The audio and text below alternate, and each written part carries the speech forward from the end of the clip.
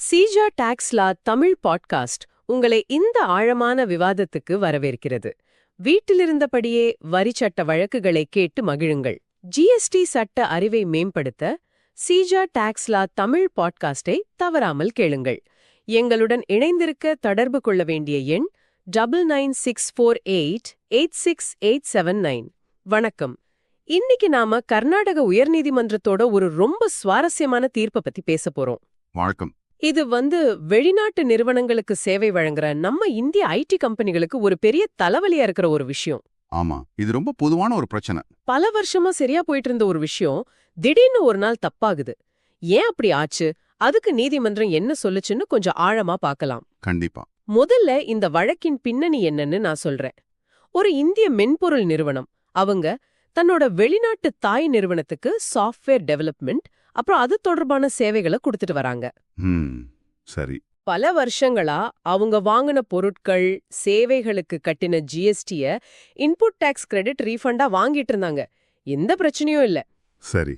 ஆனா திடீர்னு அவங்களோட ரீஃபண்ட் கோரிக்கைய வரித்துறை நிராகரிச்சிடுச்சு.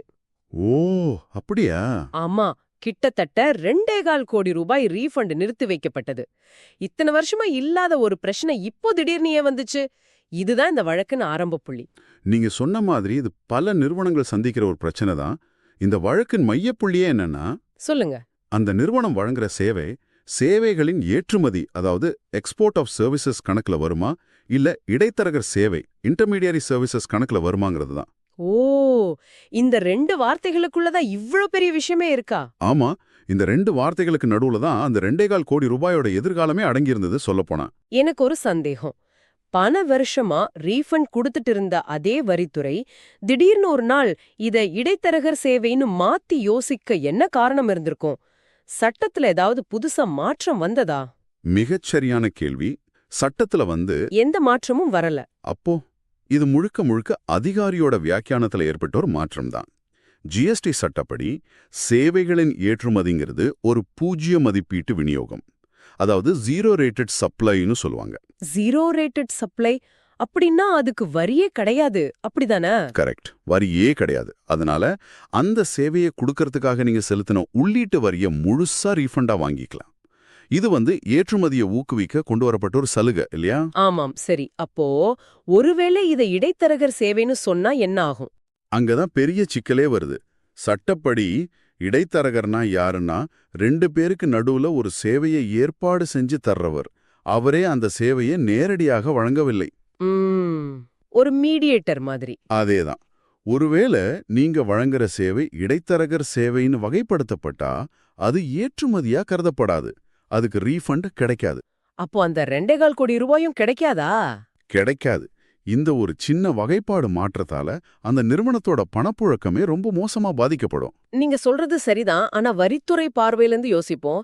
இந்திய நிறுவனம் தாய் நிறுவனத்தோட ஒரு நீட்சி மாதிரி தானே செயல்படுது. அவங்க சொல்ற வேலையை மட்டும்தானே இங்க செய்யறாங்க. அப்போ அவங்கள ஒரு இடைத்தரகர் மாதிரி பாக்குறதுல என்ன தப்புன்னு அவங்க நினைக்கலாம் இல்லையா? நல்ல பாயிண்ட். ஆனா இது சட்டப்படி தவறு. ஏன்னா இடைத்தரகர் சேவைக்கு 3 தரப்பினர் இருக்கணும். 3 பேரா? ஆமா. சேவை வாங்குறவர், சேவை கொடுக்கிறவர், இவங்க 2 பேரையும் இணைச்சு விடுற இடைத்தரகர். ஆனா இந்த வழக்குல இந்திய நிறுவனம் நேரடியாகவே தாய் நிறுவனத்துக்கு மென்பொருள் சேவையை வழங்குது. ஆமா, இங்க 2 பேர் தான் இருக்காங்க. கரெக்ட். இங்க 3ஆவதா ஒரு ஆளே கிடையாது. இந்த அடிப்படை வித்தியாசத்தை புரிஞ்சுக்காததால தான் வரித்துறை தப்பு செஞ்சது. இதத்தான் மனுதாரர் தரப்பும் நீதிமன்றத்துல ரொம்ப ஆணித்தரமா வாதாடினாங்க. ஓகே, அப்ப மனுதாரர் தரப்புல என்னென்ன வாதங்களை முன் வச்சாங்க? வெறும் இந்த விளக்கத்தை மட்டும் சொன்னா போதுமா, இல்ல வேற ஆதாரங்களை ஏதாவது வச்சாங்களா? இல்ல, அவங்க ரொம்ப வலுவான ஆதாரங்களோட போனாங்க. முக்கியமா ஒரு 3 விஷயங்களை சொன்னாங்க. என்னது? முதல் வாதம் பழைய வரலாறு. அவங்க சொன்னாங்க, சார், ஜிஎஸ்டி வர்றதுக்கு முன்னாடி இருந்த சேவை வரி காலத்திலையும் சரி, ஜிஎஸ்டி வந்த பிறகும் பல வருஷமா நீங்க தான் எங்களுக்கு ரீஃபண்ட் கொடுத்துட்டு இருந்தீங்க. அப்போ இல்லாத சந்தேகம் இப்ப மட்டும் எப்படி வந்துச்சுன்னு கேட்டாங்க. ஆமா, இது ரொம்ப அடிப்படையான கேள்வி. ஒரு நிலைப்பாட்டை இத்தனை வருஷமா எடுத்துட்டு திடீர்னு மாத்திரத்துக்கு வலுவான காரணம் சொல்லணும் தானே? நிச்சயமா. அடுத்து 2வது வாதம் தான் இந்த வழக்கின் டேர்னிங் பாயிண்ட்னு சொல்லலாம். அப்படியா? என்னது? அவங்க சொன்னாங்க, சில வருஷங்களுக்கு முன்னாடி இதே வரித்துறையே ஒரு உத்தரவு போட்டிருக்கு. அதுல நாங்க வழங்குறது இடைத்தரகர் சேவை இல்ல, இது நேரடியான சேவைகளின் ஏற்றுமதிதான்னு நீங்களே தெளிவா சொல்லிருக்கீங்க. இருங்க, என்ன சொல்றீங்க? நம்பவே முடியல. வரித்துறையே இது ஏற்றுமதின்னு ஒரு ஆர்டர் போட்டிருக்கா? ஆமா, அதுக்கப்புறமும் எப்படி அவங்க ரீஃபண்ட மறுக்க முடியும்? இது சட்டப்படி செல்லுபடியாகுமா? செல்லுபடி ஆகாது. அது மட்டும் இல்ல, அந்த உத்தரவ மேல்முறையீட்டு தீர்ப்பாயமான CSESTATயும் உறுதி செஞ்சிருந்தது. ஓ, அப்போ சட்ட ரீதியா இது ஏற்கனவே முடிவான விஷயமா? ஆமா, ஒரு விஷயம் சட்ட ரீதியா முடிவாகிடுச்சு. அந்த முடிவை மீறி எந்த ஒரு புதிய காரணமும் இல்லாம அதே விஷயத்துக்கு மறுபடியும் பிரச்சனை பண்றது சட்டப்படி தவறு. இதைத்தான் அவங்க 2வது வாதமா வச்சாங்க. அதாவது நீங்க கொடுத்த உத்தரவையே நீங்க மீறுறீங்கன்னு சொன்னாங்க. இதுவே ஒரு பெரிய பலம்தான் அவங்களுக்கு. இத தாண்டி வேற ஏதாவது சட்ட முன்மாதிரிகளையும் அவங்க முன் வச்சாங்களா? ஆமாம், அதுதான் அவங்களோட 3வது வாதம். அவங்க சொன்னாங்க, இது எங்களுக்கு மட்டும் நடந்த பிரச்சனை இல்ல. இதே மாதிரி வழக்குகள்ல அமேசான், கொலம்பியா ஸ்போர்ட்ஸ்வேர், நோக்கியா மாதிரி பல பெரிய நிறுவனங்களுக்கு ஆதரவா இதே கர்நாடக உயர்நீதிமன்றம் ஏற்கனவே பல தீர்ப்புகளை கொடுத்திருக்கு. ஓ, அப்போ இதுக்கு முன்னாடியே இந்த மாதிரி தீர்ப்புகள் வந்திருக்கா? நிறைய வந்திருக்கு. சட்டத்தோட நிலைப்பாடு இந்த விஷயத்துல ரொம்ப தெளிவா இருக்கு அப்படின்னு அந்த தீர்ப்புகளை எல்லாம் மேற்கோள் காட்டினாங்க. ஆஹா, பல வருட வரலாறு, வரித்துறையின் பழைய சாதகமான உத்தரவு, நீதிமன்றத்தின் முந்தைய தீர்ப்புகள், இவ்வளவு வலுவான வாதங்களுக்கு பிறகு நீதிமன்றம் என்ன தீர்ப்பு சொல்லுச்சு? நீதிமன்றம் இந்த வழக்க ரொம்ப நேரடியா அணுகுச்சு. மனுதாரரோட எல்லா வாதங்களையும் ஏத்துக்கிட்டாங்க. முதல்ல அவங்க தாய் நிறுவனத்தோட போட்டிருந்த சேவை ஒப்பந்தத்தை பார்த்தாங்க. அந்த அக்ரிமெண்ட்ல என்ன இருந்தது? அதுல சேவையின் தன்மை தெளிவா பிரின்சிபல் டு பிரின்சிபல் அடிப்படையில வரையறுக்கப்பட்டிருந்தது. அப்புறம் கடந்த கால ரீஃபண்ட் ஆதாரங்கள், மற்ற நீதிமன்ற தீர்ப்புகள் எல்லாத்தையும் பார்த்துட்டு ஒரு தெளிவான முடிவுக்கு வந்தாங்க. அப்போ தீர்ப்பு மனுதாரருக்கு சாதகமா அமைஞ்சதா? முற்றிலும் சாதகமா அமைஞ்சது. வரித்துறை போட்ட அந்த ரீஃபண்ட் நிராகரிப்பு உத்தரவை நீதிமன்றம் ரத்து செஞ்சது. மிக தெளிவா மனுதாரர் ஒரு இடைத்தரகர் அல்ல, அவங்க வழங்குற சேவையும் இடைத்தரகர் சேவை அல்ல அப்படின்னு தீர்ப்புல சொல்லிட்டாங்க. அருமை. அப்போ நீதிமன்றம் வெறும் உத்தரவை ரத்து மட்டும் செஞ்சுதா, இல்ல ரீஃபண்ட் பணத்தை கொடுக்க சொல்லி ஏதாவது டைரக்ஷன் கொடுத்தாங்களா? அதுதான் இந்த தீர்ப்போட ஹைலைட்.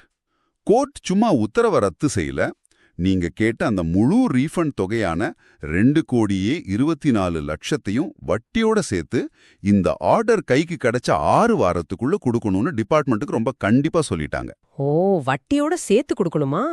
ஆமா, இது மனுதாரருக்கு கிடைச்ச ஒரு முழுமையான வெற்றி. உண்மையிலே இது ஒரு பெரிய ஆறுதல்.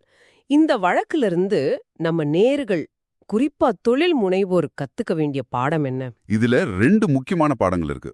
முதல் பாடம் சட்டத்தின் நிலைத்தன்மை, அதாவது கன்சிஸ்டன்சி. கன்சிஸ்டன்சி. ஒரு விஷயத்துல வரித்துறை ஒரு நிலைப்பாட்டை எடுத்து அது மேல்முறையீட்டு தீர்ப்பாயத்தால உறுதி செய்யப்பட்டா அதை எந்த காரணமும் இல்லாம மாத்திக்கிட்டே இருக்க முடியாதுன்னு இந்த தீர்ப்பு உறுதிப்படுத்துது. இது தொழில் செய்றவங்களுக்கு ஒரு பெரிய பாதுகாப்பு. அதிகாரிகள் நினைச்ச மாதிரி சட்டத்தை வளைக்க முடியாது. சரி, இது ரொம்ப முக்கியமான பாயிண்ட். 2வது பாடம் என்ன? 2வது பாடம் ஒப்பந்தங்களை பற்றியது. பல நிறுவனங்கள் வெளிநாட்டு தாய் நிறுவனத்துக்கான ஒப்பந்தம்னு வரும்போது ரொம்ப சாதாரணமா எடுத்துக்கிறாங்க. சாஃப்ட்வேர் டெவலப்மெண்ட் சர்வீசஸ்னு ஒரு வரியில முடிச்சிடுவாங்க. ஆனா இங்க தான் பிரச்சனை ஆரம்பிக்குது. அப்போ ஒப்பந்தம் எப்படி இருக்கணும்? நீங்க யாருக்கு ரிப்போர்ட் பண்றீங்க, உங்க வேலைக்கான முழு பொறுப்பும் உங்களுக்கு இருக்கா, இல்ல நீங்க வெறும் ஆட்களை இணைத்து விடும் ஒரு பாலமா செயல்படுறீங்களாங்கிறத ரொம்ப தெளிவா எழுதணும். பிரின்சிபல் டு பிரின்சிபல் பேசிஸ்ங்கிற வார்த்தை இந்த மாதிரி ஒப்பந்தங்கள்ல ஒரு தாரக மந்திரம் மாதிரி. Principle to principle. ஆமா, அந்த வார்த்தை இருந்தாலே பாதி பிரச்சனை தீர்ந்துடும். மிக தெளிவான விளக்கம். அப்போ நம்ம விவாதத்தை முடிக்கிறதுக்கு முன்னாடி நீங்க எல்லாரும் யோசிக்கிறதுக்காக ஒரு கேள்வியை நான் முன்வைக்கிறேன். சொல்லுங்க. யோசிச்சு பாருங்க. இந்த வழக்குல மனுதாரருக்கு சாதகமான பழைய தீர்ப்புகளும் பல வருஷ ரீஃபண்ட் வரலாறும் இருந்துச்சு. அதனால ஜெயிக்கிறது கொஞ்சம் சுலபமா இருந்தது. ஆனா இப்பதான் புதுசா தொழில் தொடங்குற ஒரு ஸ்டார்ட் அப் நிறுவனம், அவங்களுக்கு இது மாதிரி எந்த வரலாறும் இல்லாதப்ப அவங்க கொடுக்கற சேவை ஏற்றுமதிதான்னு எப்படி வரித்துறைக்கு ஆரம்பத்திலேருந்தே நிரூபிக்க முடியும்? இத பத்தி நீங்க என்ன நினைக்கிறீங்க? இது சிஜா டாக்ஸ்லா தமிழ் பாட்காஸ்ட், உங்கள் GST legal learning partner. GST சட்டம் பேசும் உங்கள் தோழன். எங்களுடன் இணைந்திருக்க தொடர்பு கொள்ள வேண்டிய எண் 9964886879.